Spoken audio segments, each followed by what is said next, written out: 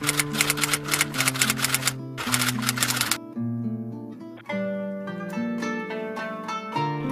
assalamualaikum warahmatullahi wabarakatuh. Pendengar dimanapun Anda berada, jumpa kembali di Forma Komunikasi Ramadan edisi hari ini, di hari Ahad ya. Alhamdulillah di kesempatan kali ini mudah-mudahan juga kita berharap Anda juga dalam keadaan prima ya. Di kesempatan kali ini kita akan membahas sebuah bahasan yang bisa Anda ikuti selesai, yakni keutamaan membaca Al-Quran di bulan suci Ramadan. Dan Alhamdulillah di kesempatan kali ini kita terhubung bersama narasumber kita, yakni Ustadz Haji Helmi Amin yang sudah standby di langsung apa saja beliau. Assalamualaikum warahmatullahi wabarakatuh Ustadz. Waalaikumsalam warahmatullahi wabarakatuh.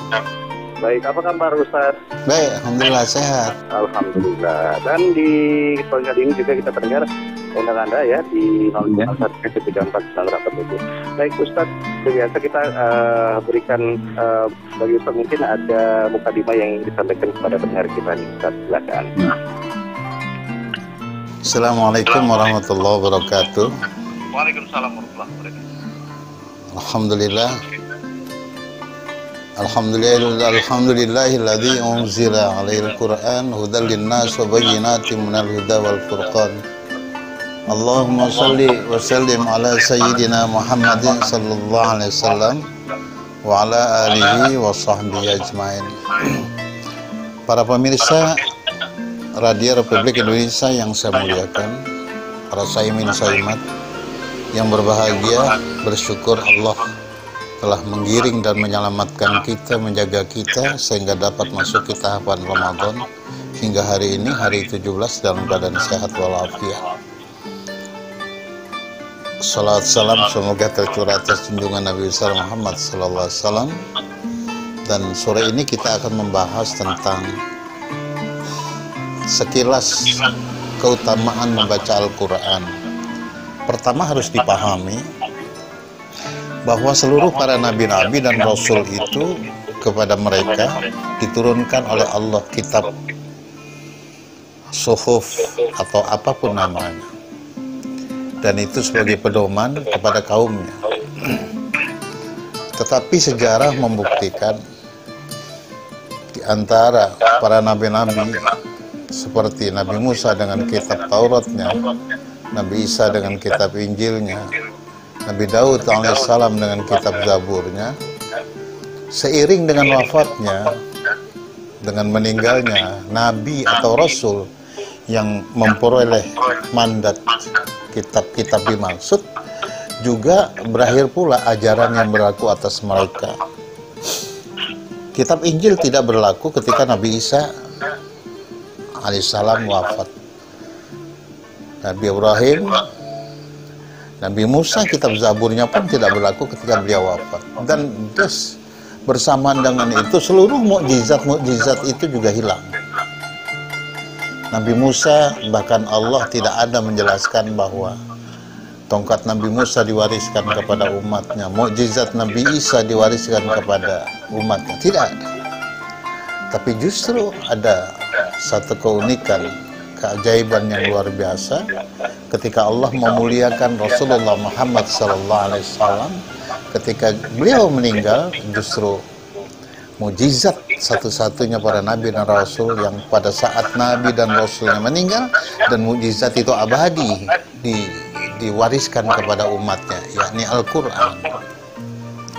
Sehingga dalam salah satu hadis, kalau Nabi SAW, taraktu fikum amrain, aku telah meninggalkan atas kalian dua perkara.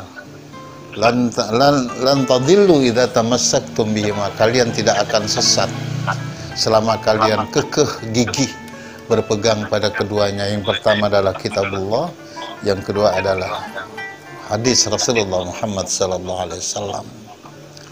Para pemirsa sekalian, ya, saimin saimat yang saya muliakan, jadi jelas di sini tentang keutamaan Al-Quran, bahwa kitab-kitab terdahulu hilang dan tidak berlaku lagi seiring dengan kematian para nabi dan rasul yang menerima amanah kitab itu.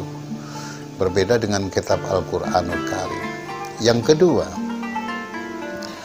ada sebuah peristiwa, ini sebagai ilustrasi ketika satu saat Sayyidina Umar, seorang sahabat yang belum muslim waktu itu, Umar bin Khattab, mendapati adiknya Fatimah yang telah lebih dahulu bersyahadat di depan Rasulullah SAW, dan beliau murka karena mendapati dan mendengar berita bahwa adiknya telah beriman kepada Rasulullah. Maka dia datangi, tiba-tiba dia menghardik kemudian memukul adiknya, dan dia curiga dengan mengatakan, "Wahai Fatimah, apa gerangan yang ada dalam genggamanmu? Kau tidak boleh menyentuh." Demikian adiknya mengatakan, sehingga engkau mengucapkan 2 kalimat syahadat. Ya, singkat cerita, ketika beliau sudah bersyahadat, maka diambillah, ternyata yang ada dalam genggaman adiknya adalah mushaf, dan mushaf itu berbunyi, Bismillahirrahmanirrahim, Toha ma anzalna alaikal Qur'ana litashqa. Toha, hanya Allah sendiri yang tahu maksudnya. Ma anzalna alaikal Qur'an litashqa. Kami tidak akan menurunkan Al-Quran ini, wahai Muhammad, kepadamu agar engkau menjadi susah. Illa tadhkuratan liman yakhsha. Melainkan Quran ini diturunkan sebagai pengingat bagi orang-orang yang takut kepada Allah Subhanahu wa ta'ala. Para pemirsa sekalian, Masya Allah, para pendengar TVRI yang saya muliakan, nah,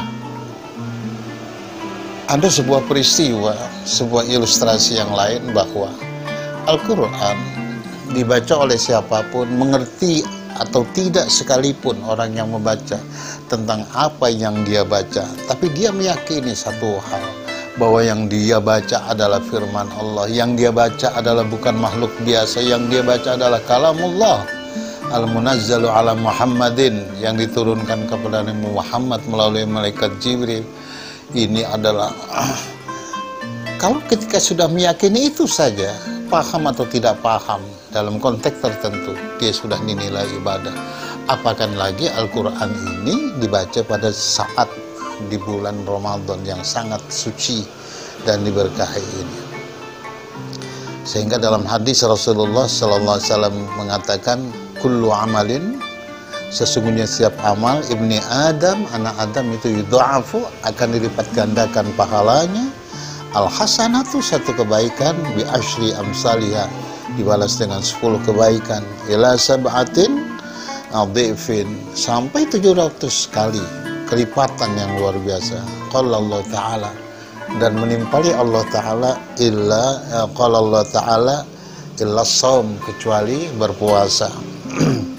Fa innahu li, puasa itu adalah karena aku, wa ana ajzi bih, oleh karenanya aku yang berhak untuk membalas pahala orang yang melakukan ibadah dalam bulan puasa itu. Saudara, Anda bisa bayangkan kalau kita membaca Al-Quran pada bulan Ramadan ini, bayangkan di luar Ramadan kita sholat sunnah, ya seperti yang dikatakan hadis tadi, dilipat gandakan 10 sampai 700. Tapi sholat sunnah di bulan Ramadan itu setara dengan sholat wajib di luar Ramadan, dan sekali sholat wajib di bulan Ramadan itu disetarakan dengan kelipatan yang luar biasa. Bagaimana dengan kita membaca Al-Quran? Yang keempat, Quran itu tidak akan menimbulkan kebosanan bagi pembaca. Dia akan memberikan satu kemuliaan bagi pembacanya, kemuliaan ketika dia mengucapkan, kemuliaan ketika dia memandang. Seluruh aspek ketika kita memberikan hikmat dan kehormatan kepada Al-Quran adalah sebuah ibadah yang puncak. Oleh karenanya, subhanallah, ini diantara fadilah keutamaan Al-Quran pada bulan Ramadan. Mungkin ini yang bisa saya sampaikan sebagai mukaddimah. Baik, silakan pendengar yang ingin bergabung di Forma Komunikasi Ramadan, silakan kita undang Anda di line telepon kita 0561734987 atau di line WhatsApp kita ya. Silakan. Assalamualaikum. Waalaikumsalam. Iya, dengan siapa di mana Bapak? Saya Sri Adi dari Palu.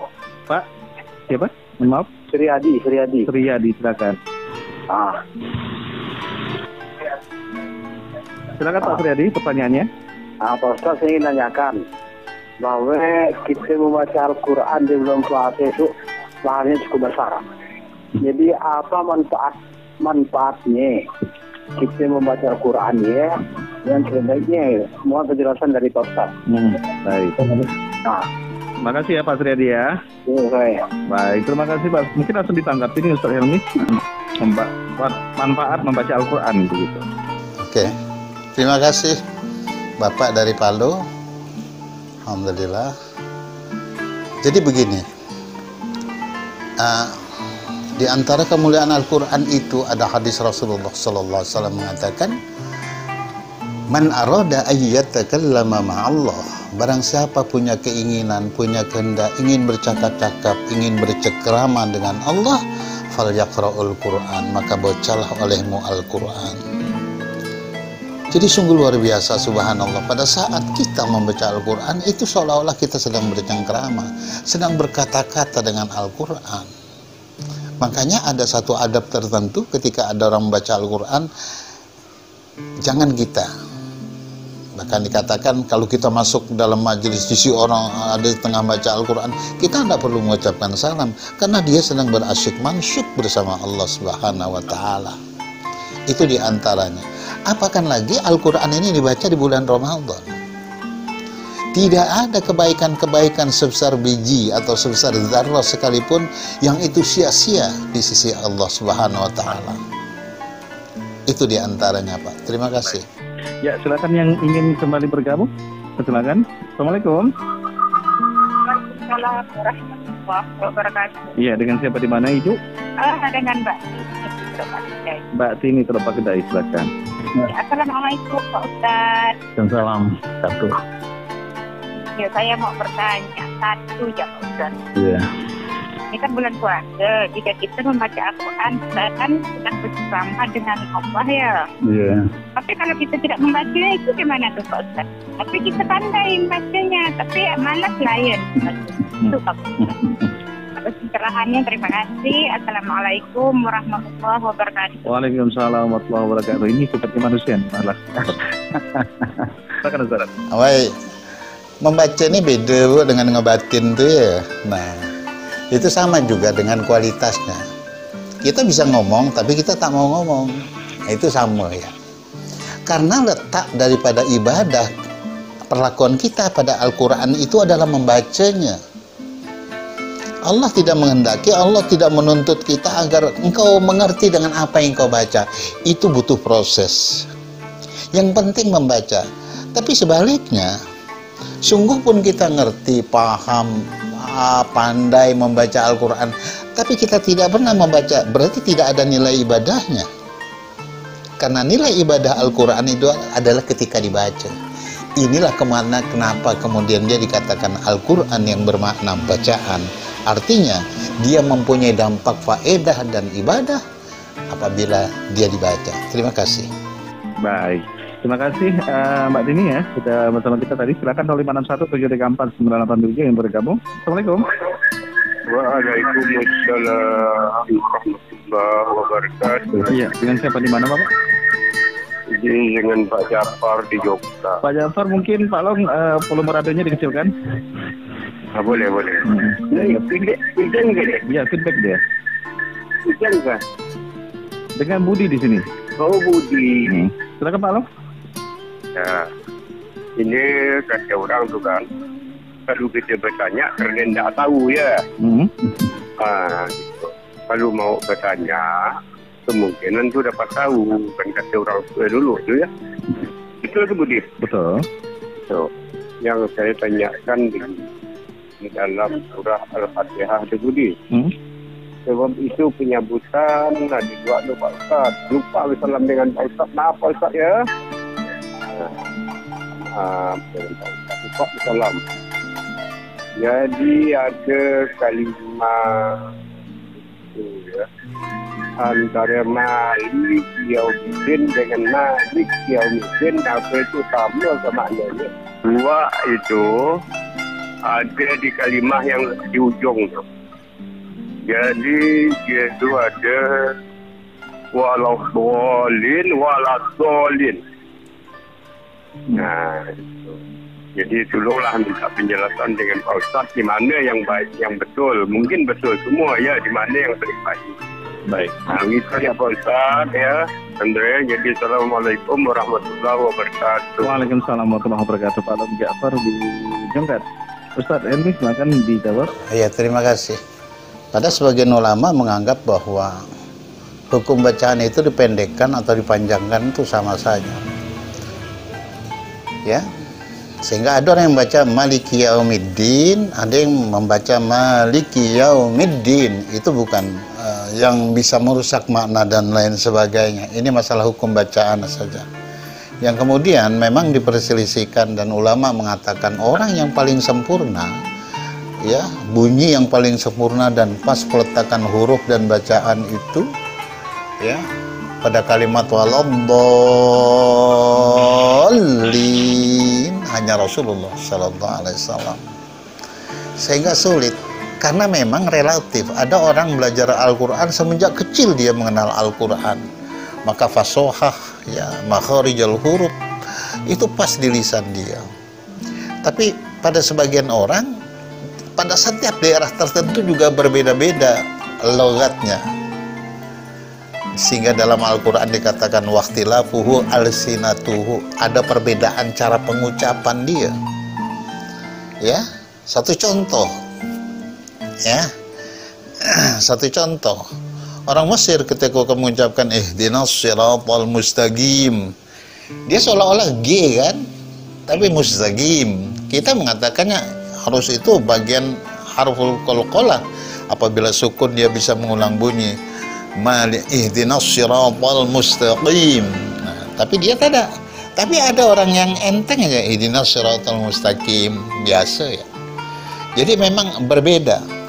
Tapi sepanjang saya belajar dulu ketika saya di pesantren, guru mempunyai hukum bacaan yang agak panjang. Ghairil maghdubi alaihim waladdallin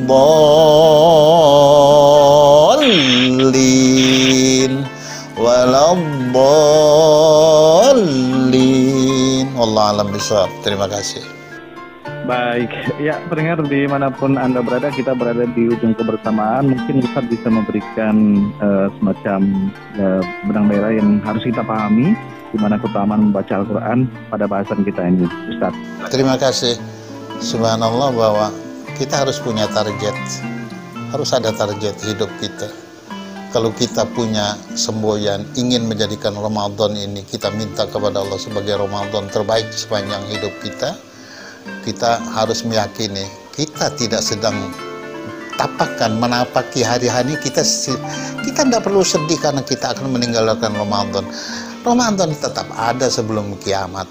Justru yang paling kita sedihkan Ramadan justru yang akan meninggalkan kita. Ramadan ketika kita tinggalkan tanpa sedikit pun kita menyentuh Al-Quran. Tapi setidak-tidaknya kalau Anda sudah tarawih, berarti Anda sudah bagian-bagian Quran yang sudah terbaca oleh lisan kita. Yang kedua adalah kita berhusnuzan billah. Ya, kita akan menjadikan Al-Quran ini bukan sebuah hiasan. Al-Quran bukan bagian yang ingin kita letakkan pada rumah kita, yang ingin menunjukkan kepada orang lain sebagai identitas kita sebagai Muslim. Bukan. Ya, kita tidak bisa memperlakukan Al-Quran seperti benda kuno yang setiap saat hanya dilap. Tapi Al-Quran itu adalah kemuliaan, dan letak kemuliaannya itu dari dibaca, sekali lagi dibaca. Yang terakhir Bapak, Masya Allah, ini yang saya sering katakan, kegagalan kita sebagai orang tua besok adalah pada saat kita mati, kita meninggalkan anak kita tidak bisa membaca Al-Quran dan tidak bisa menegakkan sholat, menyembah kepada Allah. Itulah puncak kegagalan kita sebagai manusia. Nauzubillah min zalik. Assalamualaikum warahmatullahi wabarakatuh. Waalaikumsalam warahmatullahi wabarakatuh. Terima kasih Ustaz atas penjelasannya pada kesempatan kali ini. Mudah-mudahan juga kita terus memberikan yang terbaik dalam melakukan ibadah di bulan suci Ramadan. Amin. Terima kasih Ustaz. Ya, sama-sama. Assalamualaikum warahmatullahi wabarakatuh. Waalaikumsalam warahmatullahi wabarakatuh.